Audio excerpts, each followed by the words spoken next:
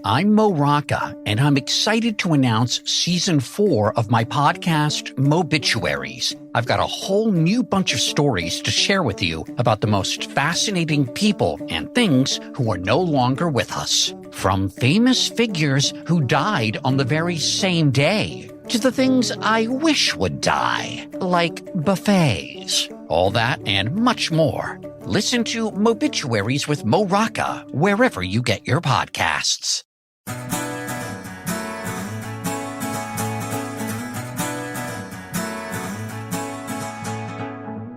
Are body cams helping? Very much so. Video is not a silver bullet to accountability. The biggest enemy of good cops are bad cops. They can hijack the profession and define us all. But you want to make a difference? I put an application in. I left college and did something about it. Do you have a strategy, a philosophy for school shootings? How do we combat this? It's more than one solution. At 9:58 p.m. on July 7th, 2016, shots rang out in Dallas, Texas. Micah Xavier Johnson, an Afghan vet angry about policemen shooting black men, said he wanted to kill white people, especially white policemen, had opened fire. When he was through, 5 policemen were dead, 9 were injured, along with 2 civilians.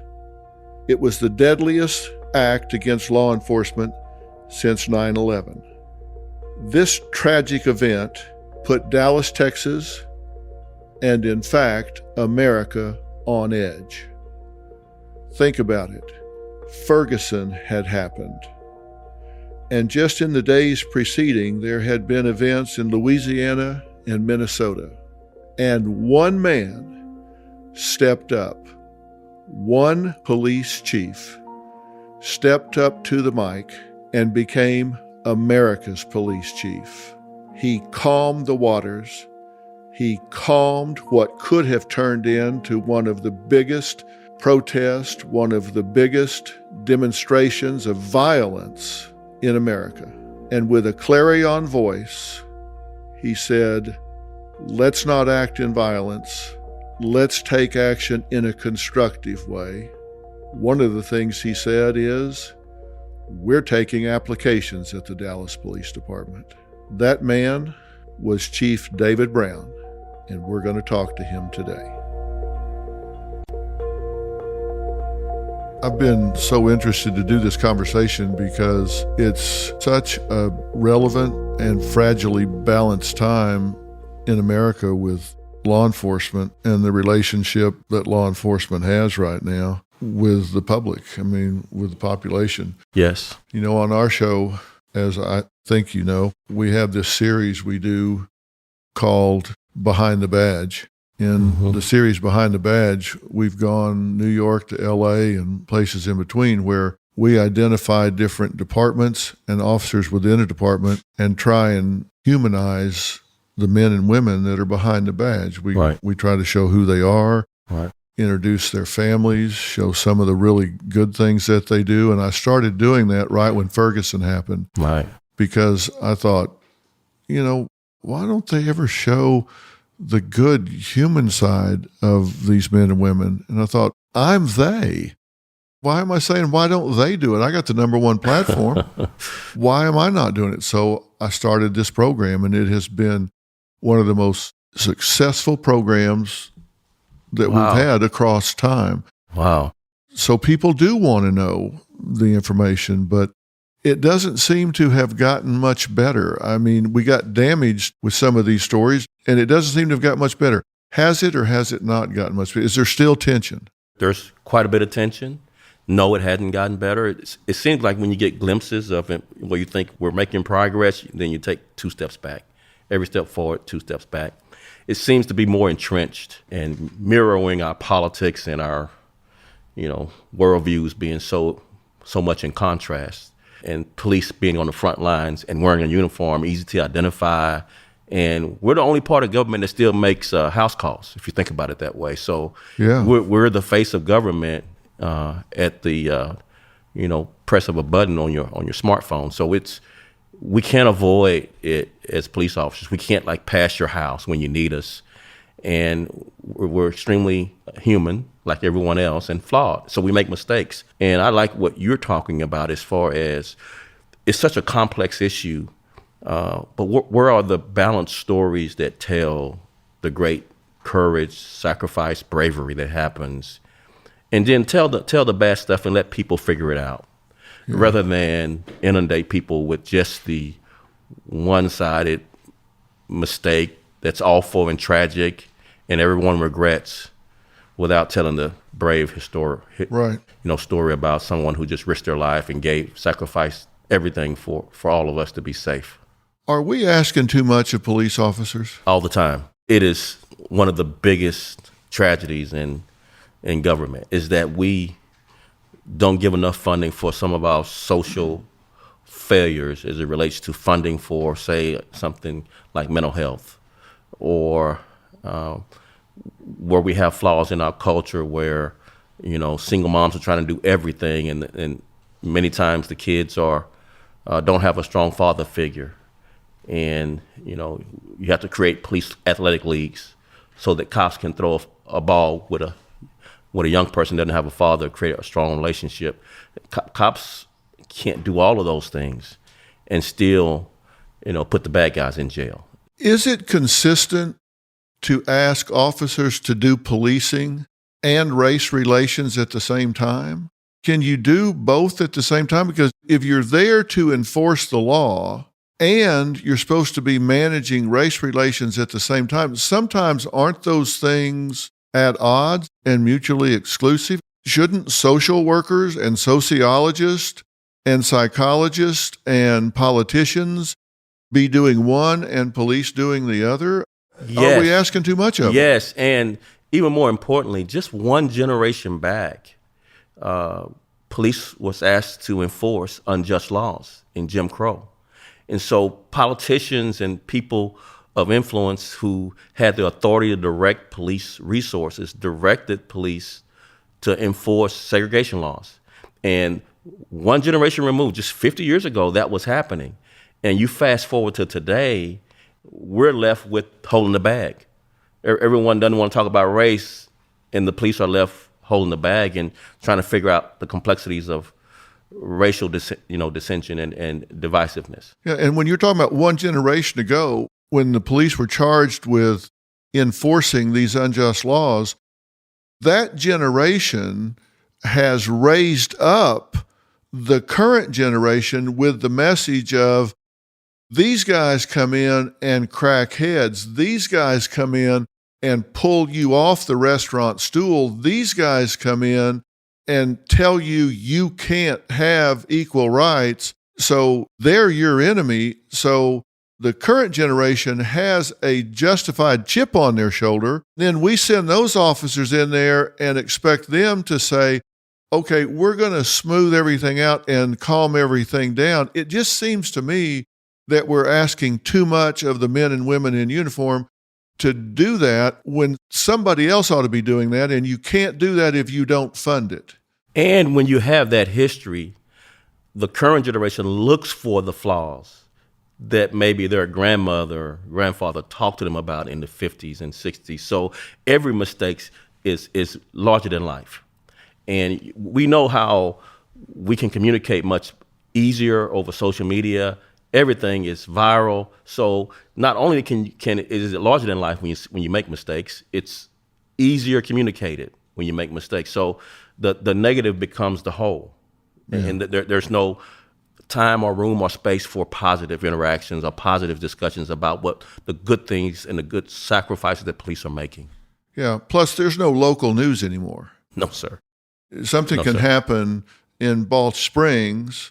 Something can happen in Dallas, South Oak Cliff, Bakersfield, wherever. That used to be local. It would be contained locally. The impact would be local. But now something happens in Balch Springs, which is a suburb of Dallas or an outlying area of Dallas, and they're reading about it in L.A. They're reading about it in New York. Right. And they may be protesting it in New York. Yes. There's no local news. Everything is national now. Just think about what started this, Dr. Phil.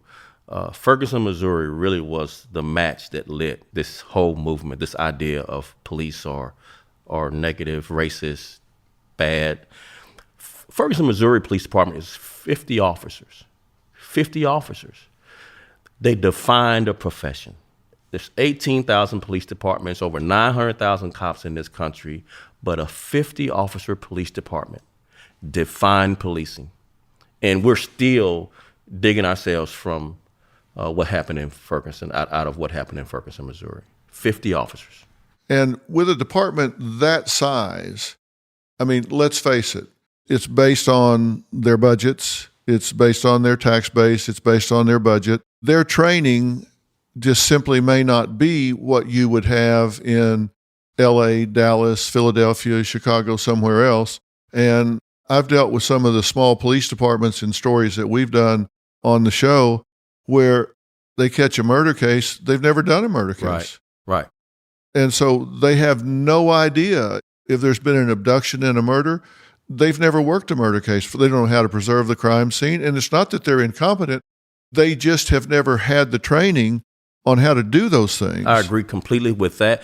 But in addition to this, it's exactly what you mentioned before about race. Politicians in Ferguson, Missouri set up that conflict. They were ticketing the poor people in that city to raise funds for their projects and budgets. That it was a speed trap. You wrote poor people tickets, knew they couldn't pay it. It go into warrants. They double fine you, triple fine you. This is, and then the conflict is created. And then you send police in to try to make everything safe. And what happens? This shooting happens, this outrage, as you're watching it, how did that turn into this weeks-long protest, burning the neighborhoods you live in down, and this conflict going across the country? I think that, again, there's a lot of people in our government that need to take a little bit more responsibility in resolving issues. And at some point, as a country, we are going to have to deal with this racial discussion and not put it on the backs of police officers to solve. But what do you say to the populace when what you said is the policy where they say, all right, we're ticketing poor people knowing they can't pay. Right. And then when they default, the fine doubles. And so there's a warrant. Right.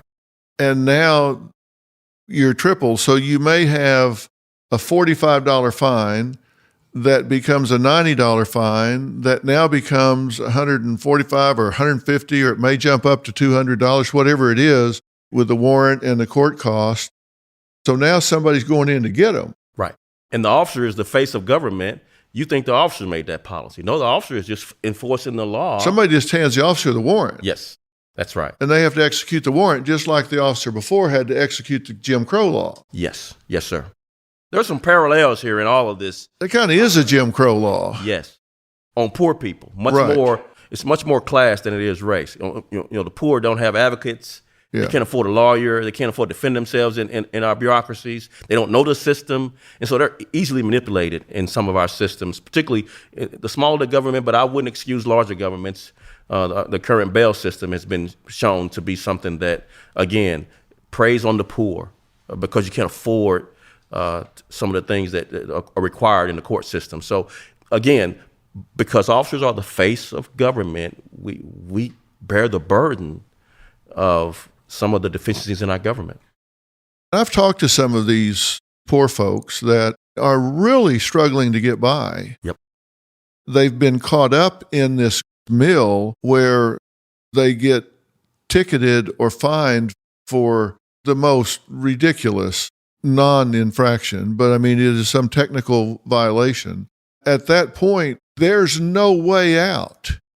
Right. There's no way out. They're going to get tripled and doubled, taken to jail. Once they get in, there's no way out. It's like you owe your soul to the company store. Yes. There's no way out. It's like indentured servitude. Right. How is that happening in America? What do we do about that? Well, again, this is such a complex issue, but I think if you look at the root causes of some of our problems, I think you start with poverty. You start with access to a quality education. And then you start with access to adequate health care. You wrap those three together, now you're dealing with our problem. And then you look at the funding for that. It is particularly in some parts of the country where very little funding for mental health, very little funding for some of our schools, almost second-rate education. If you can afford a private school, you're not going to send your kid to the public school. Right. It's just not going to happen. And so that just tells the story of really the life of a person who's poor growing up in this country. I grew up poor. I can talk about this because I grew up poor. Your mother tells you have to work twice as hard to have the same opportunities, and that's instilled in me. I just show up early, work twice as hard. Always do your best. Don't make excuses. So again, those are some things that are so complex and wrapped in our society that are on the backs of police officers going into these environments. And you come into the home of someone who's poor to enforce the law. You can't even get to enforcing the law without interacting with all these other problems that these people have. But you have to enforce the law. And you're left with a no-win situation. And I think the average rookie cop, their lives just change overnight. They come in with this worldview, I'm going to save the world, and man, the world just rolls them over. And you struggle as leaders in the profession to prevent them from being so callous and hard to maintain their sensibility and their positive worldview, but it's difficult when you're answering 911 call after another, seeing these hopeless situations, these people in poverty, and you're there to enforce the law, which oftentimes makes it worse, particularly low-level crimes. When you're enforcing the low-level crimes like, marijuana and just kind of low-level warrants for tickets, people go to jail for that, and they can't pay the rent when they're in jail. Right. I'm really wondering if a lot of officers today will watch something happen, even a violent crime or maybe a burglary or something, and it might involve a minority, and they just say, I'm just going to drive on by because this is trouble I don't want. Right. So as a result, the very neighborhoods that they're supposed to protect, which may be African-American neighborhoods, it may be where they live, it may be the very people that they grew up doing business with, going to school with, but they're just simply saying, this is trouble I don't want because I don't want to be a headline. I don't want to be accused of being a racist. I don't want to be accused of being unjust. Why take the risk? Is that happening? Man, I could tell you're talking about something that continues to amaze me. I've seen cops come to work days after events happen where another cop in another part of the country has gone viral because they've done something wrong and protest, and I come to work thinking, man, I'm gonna lose some cops. It's gonna be half room full of people coming to work, and the room is full of people. They're ready to go to work, and they get a call where they know they're going to risk their life answering that call, and they go. It's hard to explain that dynamic. I need a psychologist or psychiatrist to explain this dynamic. And the same cops will run toward bullets for a person of a different race that may have just protested them or said something ugly about the profession. And the cops do that without a second thought. It's some amazing people in law enforcement today. Mm-hmm. The young person coming to put in an application today are some of the most amazing young people. It's the hope for America that people still want to do this job and still want to risk their lives for people maybe that are not as appreciative as they should be. It's amazing. I can't explain it. Well, they're sure not doing it for the money. No, sir. Because you're not going to get rich. Yes, sir. Average cop salaries, $60,000 a year to risk your life. What percentage of them have to take second jobs? They all do. I worked second jobs for 20 years to give my family a decent living. Most You work just have to, overtime, right? second jobs.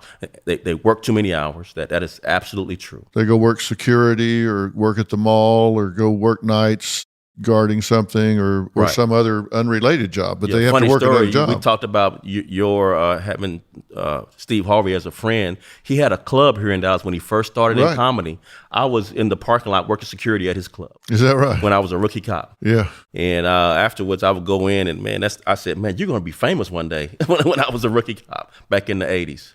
Wow. Yeah. But you have to work second jobs to make ends meet, Yeah. to give your family a chance at life. But you had passed law enforcement by. You had gone to college. I had. You were in what, your second, third year? I was in my third year. And doing well, moving on. I really was. I was at University of Texas at Austin. I had gotten an academic scholarship, grants, and financial aid to go. One of the best schools in Texas. First in my family to go to college. I was going to help get the family out of poverty, and I'm a junior.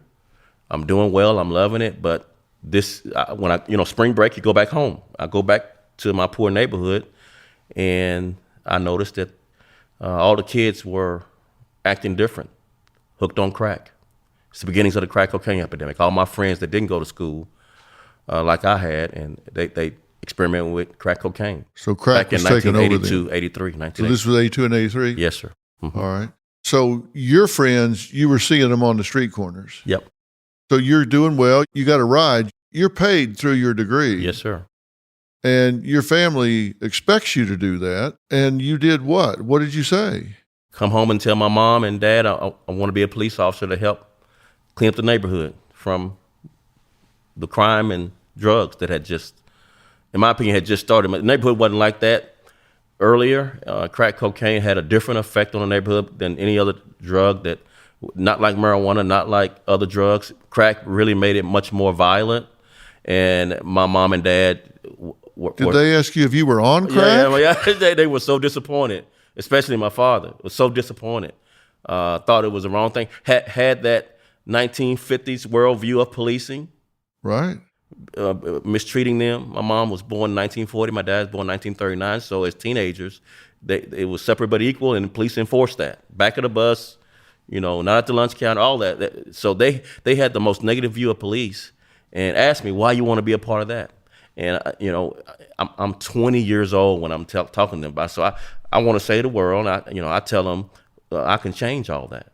That I would change all that. But I thought that just little old me could have an impact on all that, but especially on the drug epidemic, especially. So you stuck with it, and you stopped college right then. I did. You stayed right then and went to the police academy. I went down to police headquarters, filled in an application in my blue jeans, secondhand blue jeans, and third-hand shirt, and afro. And the secretary looked at me, Dr. Phil, this is no joke. I'm filling out the application. I hand it to her. She looks at me and said, "We're not going to hire you." She tells me, we're not going to hire you. And I said, "Well, ma'am, take my application anyway. I'm going to sit right here, and I want to go through the process." And they hired me. And fast forward 25 years, that same secretary retires, and I'm the police chief. Same secretary? And I hand her retirement plaque. So. Did she remember that? No, but I did. Did you remind her? It motivated me. I'm going to show you. I came from one of those families and neighborhoods where you're not going to tell me that you're better than me, because I'm going to show you that you're not. I actually stood there standing with her plaque, smiling, saying, "Thank you for motivating me. Otherwise, I would have walked away." Did you remind her that? No, I didn't. It was a good day that day. It became my own little secret. It was one of those days through all the stuff you got to go through as chief. That was a pretty good day. She reminded you to hang in. That's great. Yeah. Yeah, I cleared my calendar for that retirement. Yeah, I'll bet you did. You married a police officer. I did, an undercover narcotics detective. Undercover. We've been married for 22 years now. Was she superior to you at the time? No, she was not. So we had to keep it on the down low a little bit. We couldn't let people know. I was in SWAT as a sergeant, and she was an undercover narcotics detective. She's originally from New York, so she's a fast talker. She can as an undercover, she could buy dope from anybody. She could convince people that she was a user, easy. Very attractive woman. She would actually get the warrants, the narcotics warrants, for my SWAT unit to execute, to serve those warrants on these very, very dangerous folks. It was love at first sight. It really was. How long had you been on the force? I had been on the force about 12 years. And she was my second marriage. You were in SWAT, and you've been in virtually every job in the police department, every assignment. Right? I've had quite a journey in policing. I've been in every assignment: internal affairs, crime scene, CSI. I've been a detective. I enjoyed the SWAT years probably the most. But when you got to be chief, the thing that I have noticed in studying you, you would move from one job to another job, but you just took the prior job with you to the next job, because Yes, when you got to be chief, you continued to do all the jobs you had done before. Yes, sir. You would go ride traffic. You would show up at crime scenes. You did everything you had ever done along the way, right? I just couldn't. I wasn't a pencil pusher type person.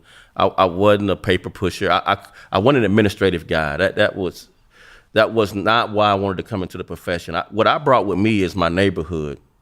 I brought with me kind of the inner city folks that looked up to me and expected me to make a difference as a cop. They expected something different from me, and I took it to heart.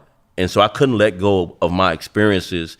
And my experiences were much more at the street level, doing the job, answering the calls, dealing with criminals, dealing with especially drug epidemic, particularly when it becomes violent, the robberies, the mothers and grandmothers getting robbed.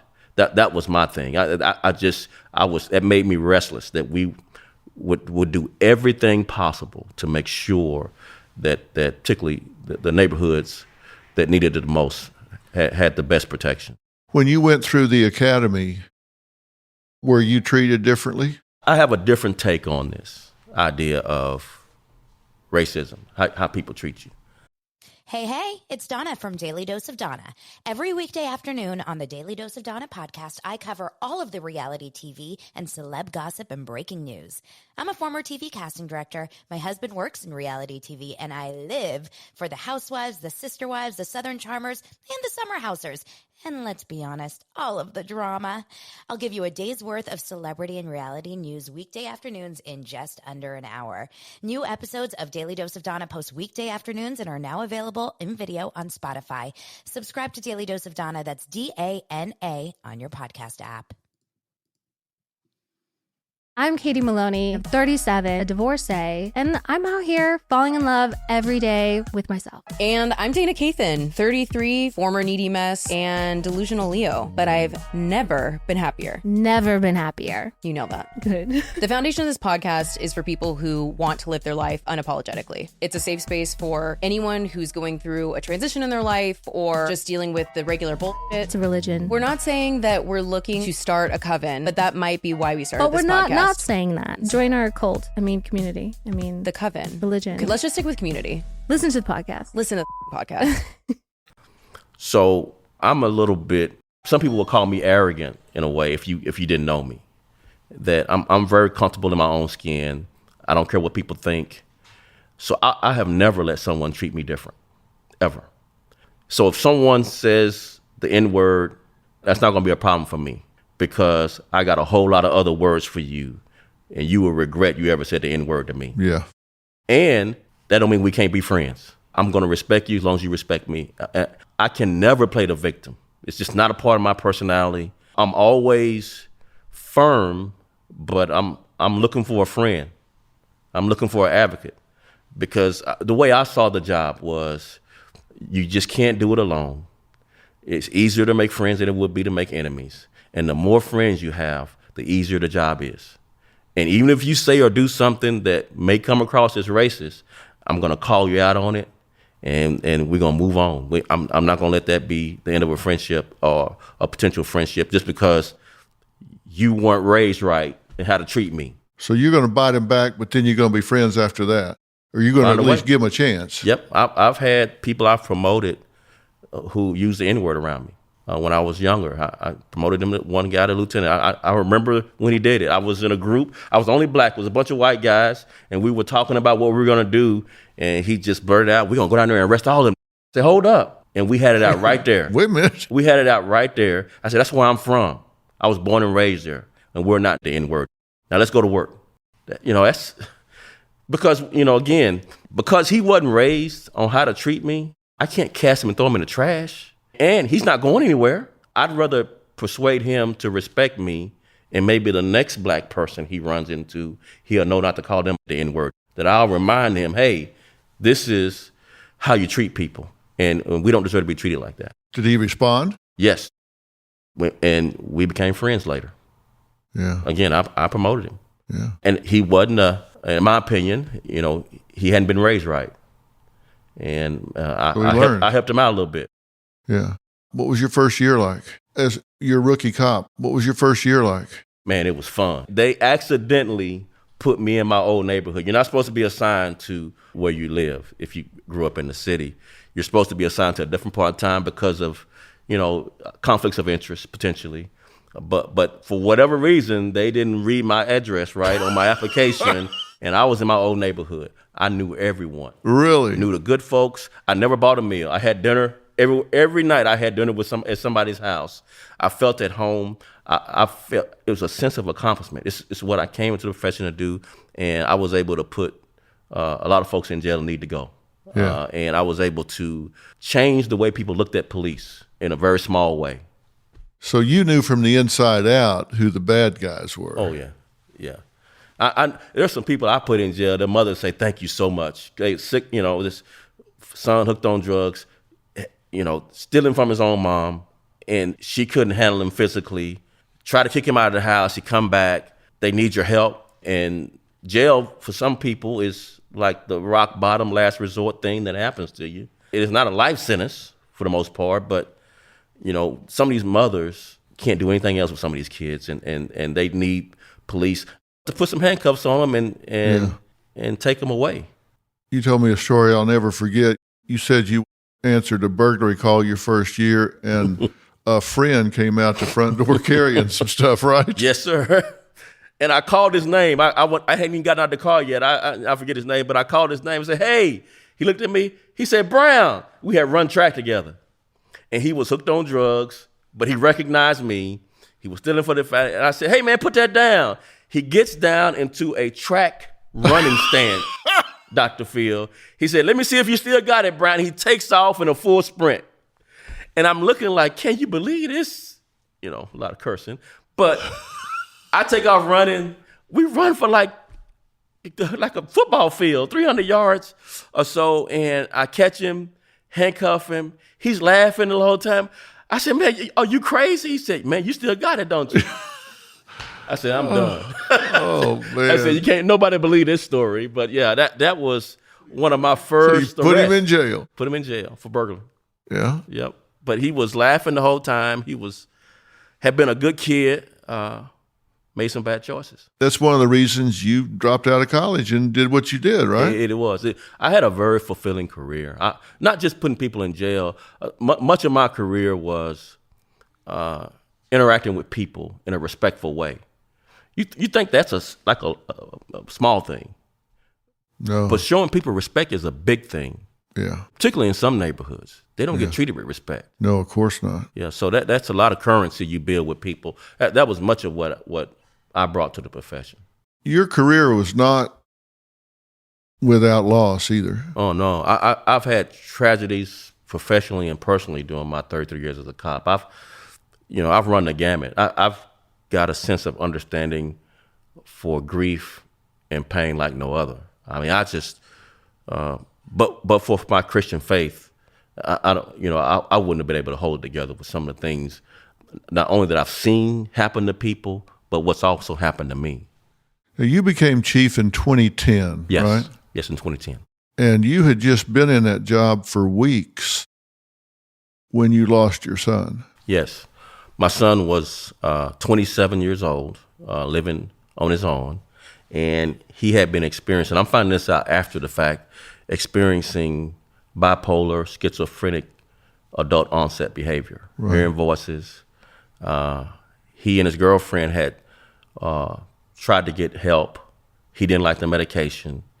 He told her not to talk to me, not to tell me about it. He was embarrassed about his mental health. I was unaware. He has a psychotic episode. He's experimenting with marijuana that's laced with hallucinogenic drugs. And he gets a gun and just starts shooting. He's shot and killed by police, and an officer is killed in this horrific shootout in a suburb of Dallas. And I'm in the job just a few weeks. And not burying a child is bad enough, but the circumstances that happened. You're the police was chief. Just over the top grief. So he shot and killed one of your officers? A suburban cop. Right. Then he was killed Yes. by an officer. Yes. And he was mentally ill. Yes. I mean, it's a perfect storm. It's Very much so. Everything wrong, everything bad comes. Yes. Right. And you police it's like a family. So you grieving twofold. You're grieving for the loss of your child, and you're grieving for the loss of a police brother. Fellow officer, yeah. And there's people talk about, what do you say? There's nothing you can say to. It's a grief and a pain that's dark and deep. It really is, and it's. But for my faith in Christ, that I'm able to even talk about it. And I think it's important for me to talk about it. It's therapy for me. I've talked about it on more than one occasion. Yeah. But the despair and the sense of loss, it's. And I know you talk to a lot of people that's lost people that they love. It's a big hole that never gets filled. There's time doesn't help. People tell you, just give it some time. Time doesn't help. It's just the burdens we bear that in this life, and you just have to take a step and then take another. And I got back to work as chief after 2 weeks off out the field, and the criticisms were brutal. What were the criticisms? The cops feel a sense of, your son's a cop killer. That's the worst of the worst thing you could be. And, politicians do their thing, trying to figure out which way the wind is blowing. I will say, the person that hires is a city manager form of government in Dallas. And so the city manager hires the police chief, not the mayor or city council members. And city manager Mary Soon never wavered in her support for me during that time. Mm-hmm. She really was more than stand up. Can't find the words to say, even to this day, how much I appreciate how Mary stood by me and helped me continue to lead the department. Well, I know Mary, and she is deep resolve. Yes, very much so. Yeah. You also lost a partner. Best friend. We hit it off like first day in the police academy. Walter Williams. He was 42 when he went through the academy. He served 20 years in the military. Oh, wow. And he wanted to be a police officer. He's 42 and I'm 22. And I'm thinking at the time, old man. I called him old man the whole time. I rib him the whole time. Old man. We run. He could run a mile as fast as I could. We were doing 6-minute miles, 5:25 miles. And this old man, I said, old man, slow down. You'll have a heart attack. Old man. So we get assigned to the same area of town. So we work partners. And we're 5 years into the job, and we both take a test for our first promotion. I make detective, and I'm transferred. He makes field trainer, so he becomes a field trainer. And one of my last conversations with him before he shot and killed on a domestic violence call is, man, why do you want to train rookies, man? They just going to get you hurt. They do stupid stuff. They make mistakes. I said, come on, apply for the detective. I was going to put a good word in for him. He said, no. We're here to help other officers learn how to do the job, David. I'll never forget that last conversation. I said, man, I said, these rookies, they're going to do, you going to have you fighting people and they just do stupid stuff. Rookies make mistakes. He was determined to give back and teach rookies how to do the job right. And he always wanted to be police chief. I said, okay, well, I'll help you, but I said, I can't deal with politics. He said, no, I'm going to be police chief one day. I said, man, God bless you. I said, that's just not for me. I said, I want to make more money. I want to get promoted, provide for my family, but I'm just going to go through the ranks and take the test. And when the last rank you can get by taking a test, that's the last one I want. That was kind of our secret. And I'll be whatever captain or whatever for you, and I'll make sure we make you look good, brother. I said, but I want no part of dealing with politicians. So. Well, that had to be a terrible loss. Oh my God. I couldn't go to the hospital when he was shot. He didn't die immediately. And his wife at the time told me, could I go home to their home and just sit with their kids? And he had 3 kids. And I was 26 at the time and set up all night with his son and daughter and young teenager and a young child, trying to give them hope that he might pull through. And he passed away that night, and I grew up that day. I went from 26 to about 46. And of course, you did become chief in 2010, and you obviously you got white officers, Hispanic officers, right. Black officers. Right. 20 reporters needing a story every day. Yeah. Always looking for something, right? Every day. And you did a lot of controversial things. I did. But one of the things you were always very outspoken about was reducing police violence. Yes. Which seems a bit of a contradiction because your favorite thing was SWAT. Yes. And you came from SWAT. I've got friends on Dallas SWAT, and they have T-shirts that say you can run, but you'll just die tired. I mean, it's like they get called when things get bad, right? That's right. And I have a lot of that in me.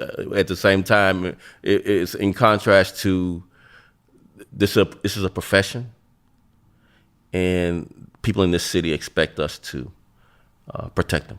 But you did things like fighting drug dealers. You would just park a cop on the corner where the drug dealers made their living, right, and just park them there till it just dried up and they went away. That's right. Yeah. Why doesn't everybody do that? It makes the police officer visible. It drives the drug dealers out. And I know they say they're just going to move to another corner, but then so can you. Right, exactly. I try to do some things. Common sense ain't so common in a lot of professions, and ours is no exception. Law enforcement, no exception. So I did some very kind of common sense things that you would think most people would try, and some people do. I don't want to put out that I'm smarter than everybody else in the profession. That's not the case at all. Actually, I made a lot of mistakes in the profession, but I really tried to engage the community in ways when there wasn't a crisis that built some currency when I thought we would need it later, and when we did have a mistake or something that happened. I really tried to do things that built relationships, and it was in contrast to let's arrest them all and let God sort them out, because that's I have a lot of that in me too. But I'm thankful that the part of me that really wants to build relationships wins a lot of arguments. You have this multiracial department that you're running as a Black police chief. How much did your 11-year-old friend have to do with where you wound up being colorblind? Everything. It's amazing. Talk about that. It's amazing. Every time I talk about that, I'm amazed at this story. So I'm in the first group of kids in the Dallas Independent School District that are bused during desegregation in 1971. I'm in 6th grade. And I'm going to an all-black elementary school in 6th grade. And Judge Barefoot Sanders orders Dallas Independent School District to desegregate its schools. And overnight, the next school year, instead of the school I used to walk to, I'm bused on the other side of town to Mark Twain Elementary. All-white school, just a handful of blacks. And Dr. Phil, I'm not exaggerating. No one spoke to me for 3 months. Seriously? I'm walking in the hallways like I'm invisible. No one spoke to me for 3 months. And I hate it. I hate going to school. It's starting to shape my view of whites. I hadn't grown up around whites, and my school had all black teachers.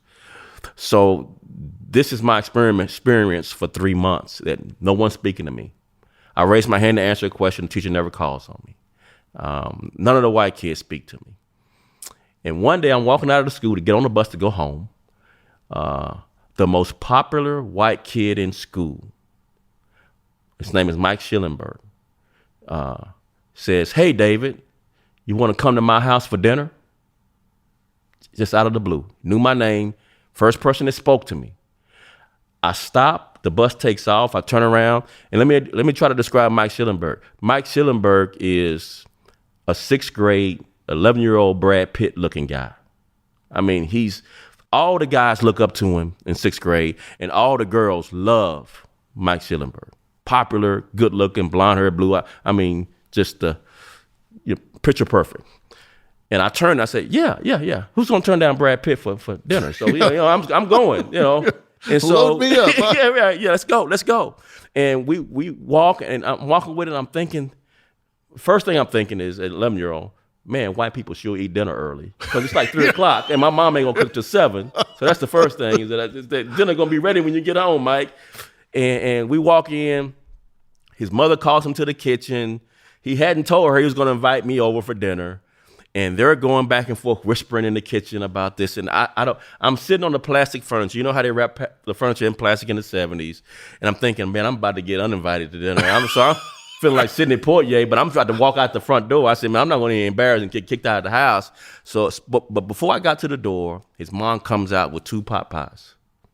And we sit down, and Dr. Phil, I'm not exaggerating. You would thought we'd known each other our whole lives. We are like 2 people. We talk all evening. We play outside. We lose track of time. It's starting to get dark. I miss my bus. My mom doesn't know anything about this. And so, Mike's mom got to take me home and to the hood at dark. She ducking down. Yeah, that's the fastest driving white woman I ever seen. It's like she drive NASCAR. But we get home, and my mom has convened a search party to look for me, because she thinks the Klan had got me, and I'm like in a ditch about to die or something. And she turns around and hugs me, kisses me, asks me, where the hell you been? And I point toward Mike's mom's car behind me, and she speeds off in a dust of smoke. It goes where the car had been. It's funny as hell. And Mike changed my view of race forever. Just with that invitation. And y'all remain friends from We're best friends to this day. Really? To Best this friend, day? yes. What's he Stayed do? in touch. He's a banker in Dallas. Really? Yeah. He went to the University of Texas, like me. Yeah. And I'll never get sucked into first being a victim, because you're not going to treat me second class. You're just not going to do it. Or, having someone else feel the same way because they wasn't raised right. Yeah. Maybe I need to teach you a little bit about brothers. Well, isn't it something how that happened when you're 11 years old, and it influences who you are as a police chief in one of the biggest cities in America? Yes, and especially through crisis moments. That having that lens of a young white person treating me with respect is revealed during crisis moments, much more than any other time. Well, I have to ask you about crisis moments. It's 2016, and 5 officers are killed. 12 are attacked, 5 are killed, 9 are injured. 2 civilians, yeah. Plus civilians. And that put the United States of America on the brink of anarchy. Yes, sir. And it put you at the absolute precipice where what you did or did not do in the matter of a few hours and in the matter of a few critical statements determined the direction this country took at that time. You were a pivot point for this country. Take me through those moments. The first parts of July 7th and the 5 officers being killed were the notifications to me, the phone calls. So the protests downtown was like a day of protest across the country. And so we had planned with officers assigned downtown. We had the SWAT team nearby in a high crime area near downtown. And for all intents and purposes, it was going to be a peaceful protest. There was no indication. We had embedded undercovers in the protest planning meetings. We had relationships with the leaders. None of the leadership had problems with the Dallas Police Department. They were protesting what happened in Louisiana and Minnesota with some unarmed black men being shot and killed by other law enforcement. So we knew the agenda. They were planning to have speakers. They hadn't planned to march through downtown. That was a little bit spontaneous, but there was no plans to damage property or for them to be arrested. They just wanted to protest, exercise the First Amendment. I'm there, and the protest ends. They start marching through town. When the first time they've done that, my second in command calls me, and when the first shots rang out, an officer is down. Then he calls me again as I'm reporting to the command center, second, then a third. And he describes this as low sick. That's similar to grave. That's police terminology for the officer who shot is in grave condition. We call it low sick in our profession. So each officer that's shot is low sick. 4 are shot immediately. The 5th is shot during another exchange. And so I know this pain. I talked about it earlier with my partner and with my son. This pain is familiar. So I get to that deep, dark moment of despair that 4 officers are grave, likely to die. I'm only able to function because this is familiar pain to me. And not in the far past. This is familiar pain. So I'm at a moment where I've been before, and I'm able to function. I'm able to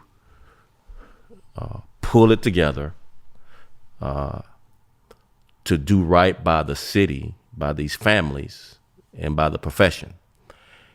And what's revealed during this crisis is who I am. I'm a person that quit school and then complained about crack cocaine. I did something about it. And so one of the first, most, I guess, remembered words, people come up to me and say this all the time. Man, where did you get that from? I said, that's who I am. Put down the protest signs. Put in an application. And help us solve these problems in your neighborhood. I said that not to demean them or not to push protesting as a right to do. But you want to make a difference? I put an application in. I left college and did something about it. Put your aspirations to change the world into action beyond just making us aware of what the problems are. Problem identifiers are a dime a dozen. So that's a long night, a long 2 days, a long 2 weeks of having 5 funerals, planning 5 funerals, graveside. We have a great tradition in law enforcement when in a line of duty death, it's gut wrenching. not only facing the widows and girlfriends of these officers, they all have young kids, but old enough to know what happened. Not toddlers. They're old enough to know what happened, and it seemed that the world was looking. So I had the weight of the world looking, in my opinion, not only at the city of Dallas, but at the police profession. And I just felt this sense of obligation to say the right things, to talk about you're asking the profession to do too much. We're not built to solve all of society's failures.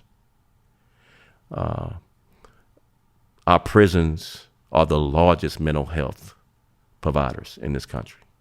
They are. That's shameful. And if you think about 5 officers being killed, it's the most since 9/11 in one event. Yeah.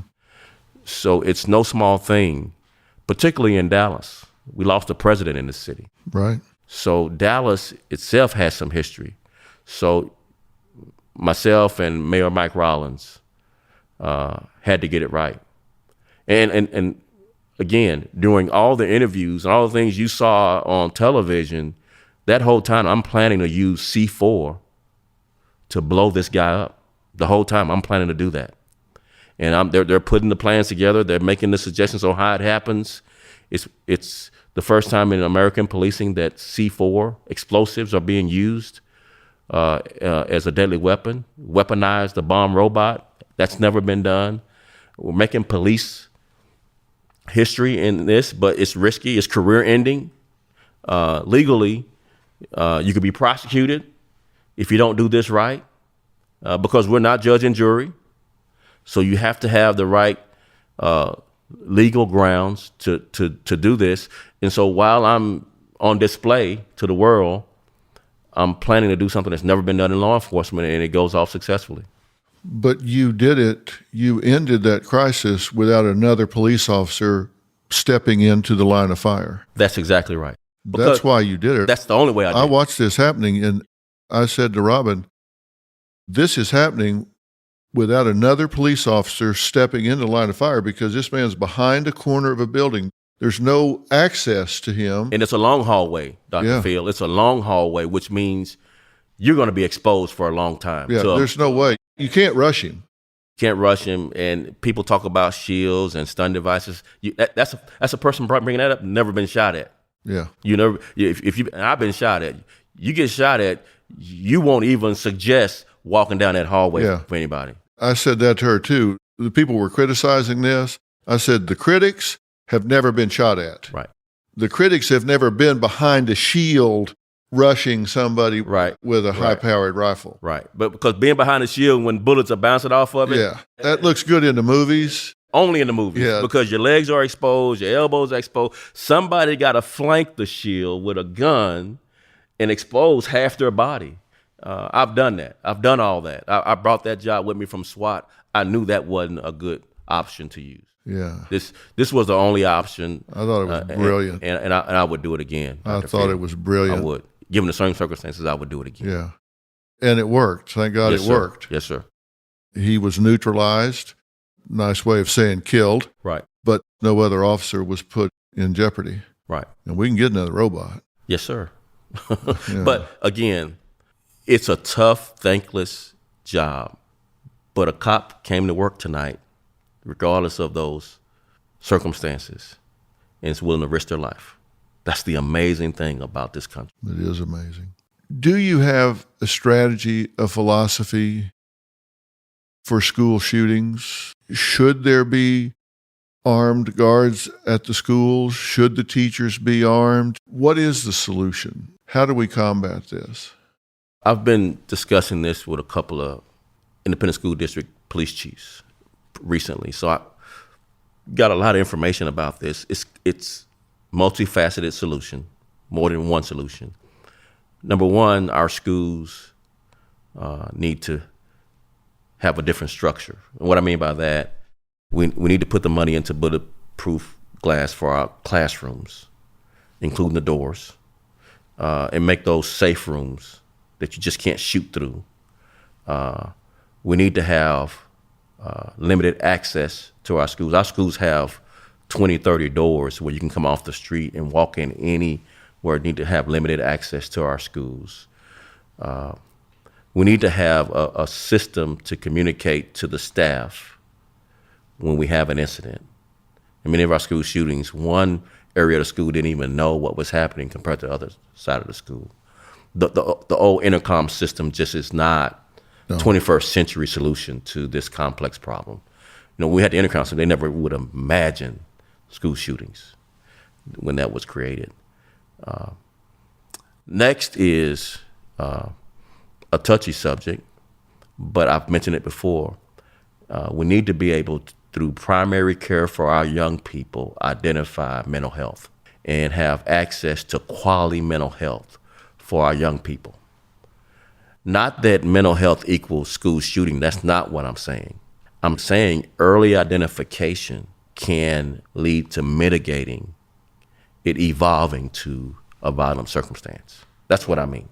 We know in profiling that with leakage, 80% of these shooters tell somebody what they're going to do and when they're going to do it before they do it. Right. And 60% tell 2 or more people what they're going to do and when they do it before they do it. Right. The Parkland shooting is case study Exhibit A. Time and time again, they write manifestos. They tell people, don't go to school today. I'm going to do this. They do that. People fear becoming a big brother society. It's not a big brother society if you go to someone in authority. Telling is not tattling. If a kid is told that somebody is going to do an act of violence and they go to someone in authority, someone in responsibility, and report that, they're saving the shooter's life. Right. They're saving the children's lives at school because if the shooter is stopped, then his life is not ruined. Right. And then all the people that he's going to shoot's lives are saved as well. That's not a big brother society. It's not. That's actually saying this is a person in pain. This is a sick person that needs help, and I think they're serious. And I think the last step is probably the most difficult for our country right now is we need to give, through our legal system, judges the authority to issue warrants to confiscate guns when those circumstances exist. That you make the case for it, and if the parents own guns, they got to give them up under a judge's order. If Uncle Johnny has a gun, we need to know what the family circumstances are and bring that to a judge and be able to confiscate some of these guns in the circumstances where someone has threatened and there's a mental health issue. Mental health and access to guns is a bad recipe. But let's bring it to the courts. Let's not have this because we're a country of laws. Our country is based on law. Let's bring it to the courts. Let's give these judges this authority to issue these protective orders to confiscate guns when these circumstances of these threats from young people exist, so that we can stop some of this violence. Not all of it. Some's going to slip through the cracks. But let's make a better effort than we're making now. I'm a strong supporter of our rights, but with our rights come responsibilities. Very much so. If you step up and make terroristic threats, you forfeit certain rights. Yes. I think there has to be due process, but I think it can be speedy and responsible. Right. But you have to act on these things so we can start saving these children. We can do more than hunch our shoulders and pray. Yeah, we can do much more than that. Exactly. Are body cams helping? Very much so. Video is not a silver bullet to accountability, but video is evidence, not just of mistakes that happen, but also of very brave behavior. I think there's two sides to a video. But again, I go back to this example, because I'm a Dallas Cowboy fan. When Dez Bryant makes this catch in the Green Bay playoff game, all the Dallas fans see it from every angle on video, and we say it's a catch. All the Green Bay fans and Cowboy haters say Not a catch. And NFL video is better than police body cam video. Right. So again, video is evidence, but it doesn't take away the responsibility or accountability for people in authority to hold people accountable. It is not going to make Dez Bryant's catch a catch for the Green Bay fans. Yeah, but it is evidence. Very much so. I always say no matter how flat you make a pancake, it's got two sides, but sometimes those sides are dramatically different. They are. When you're talking about whether somebody's running towards you or away from you, that can make a big difference. Very much so. Yes. I can tell you, if I was a police officer, I would never go on the job without a body cam. That's right. That's right. Never, ever, ever, because I want to have a video record of what happened. It may be just evidence, but I'm going to have that evidence. Right. The biggest enemy of good cops are bad cops because they can define us all. They can hijack the profession and define us all. And the body cam video can help ferret out people who don't deserve to wear the badge and gun. You are probably the most articulate and passionate law enforcement advocate I've ever met. Thank you. And you've fired more cops than any police chief in America, I suspect. I fired a lot of police. And that doesn't make you friends with the union bosses. No. But again, I saw bad cops as an enemy of the profession. They can take you down no matter what good work you do. If you're not willing to hold people who don't deserve to wear the badge and gun accountable, you are hurting good people, not just in the community, but good people on the job with you. And some people slip through and get through the academy that shouldn't. And some people go through and they have one mindset when they go through. Things happen in life. Change. They have losses. They have pain. They change. Yeah. And they're a different person That's 10 true. years into the job than came through the academy. That's very true. And so things happen. They're bad apples in the barrel. There are. We can't hide those and gloss over them. We got to acknowledge them, hold them accountable, and move on. But we don't paint the whole profession You don't. with the brush of somebody that makes an idiotic criminal decision. Right. You don't just because it's right, but you also don't want to paint the whole profession because you do want to keep these brave cops encouraged to come to work every day. Yeah. A day without a cop in this country is a day you don't want to live here. Yeah. They do have their finger in the dike of criminality. That but for their willingness to sacrifice their lives, criminals wouldn't have a second thought in coming to all our homes and killing us, raping us, human trafficking our young people, our young women. Criminals are ruthless, and they need cops to hold them at bay. And so keep these cops encouraged. Don't paint them all with a broad brush. Well, I have one last question, and this is a philosophical belief that I have, and I want you to tell me the truth about what you think about this. All right, go ahead. And I've talked You to want to get on the couch and I get in the chair? Maybe. But I've talked to young people about this on my show that have been in conflict with police officers in the field.